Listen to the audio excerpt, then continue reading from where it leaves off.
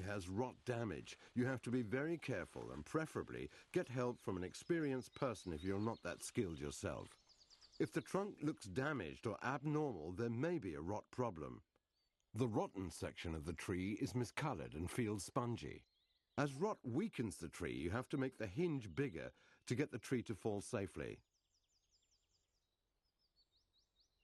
You should also get assistance from someone with experience if the tree gets stuck in another tree on the way down. Don't leave the tree unguarded if you have to call for help.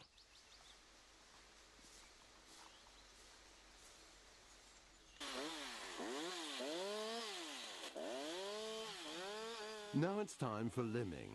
Work calmly and methodically, as it's easy to get kickbacks.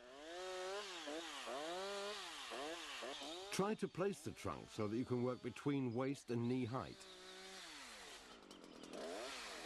Stand to the left of the trunk and work from the base of the tree upwards.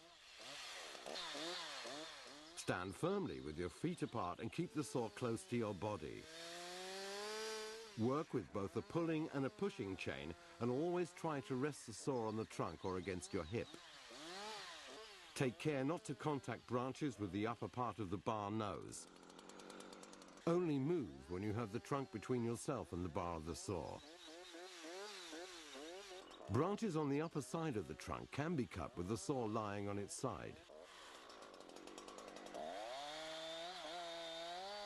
You can limb the branches on the underside of the trunk at the same time as the rest if you have a good working height. If the tree has large branches, they can be under great tension, in which case you should limb them from the outside and in towards the trunk.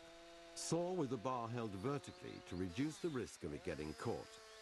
If the branch is very large, you might have to cut it from two sides. Observe how the branches are tensioned so that you can saw them from the correct side. Otherwise, there is a risk that the saw will get caught. If the tree is lying right on the ground, you'll have to wait with the branches on the bottom until you're finished with the others and can roll the trunk over. Be careful when the trunk is close to the ground, since there's quite a risk that you'll touch something with the tip of the bar, which will cause a kickback. Now you've got cross-cutting left.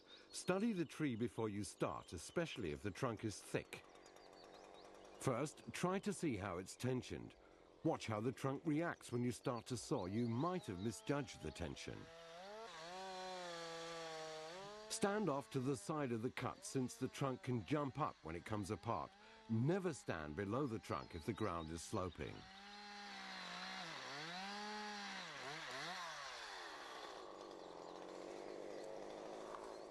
If the trunk lies so that the pressure comes from above, start with a cut from above. Saw about 1/3 of the way through the trunk or until it starts to pinch the bar. Then cut from underneath to meet the first cut. If instead the trunk lies so that the pressure comes from below, you work the other way round. Start by sawing from underneath about 1/3 of the way through the trunk or until it starts to pinch the bar. Then cut from above to meet the first cut.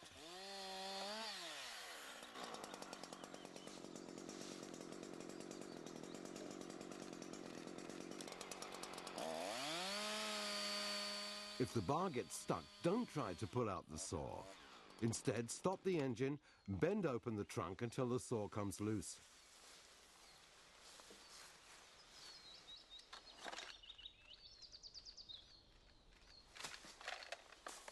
When you've finished work, it's a good idea to take a look at your saw to make sure it's functioning properly, is safe and ready to go the next time you need it. Of course, maintenance requirements depend on how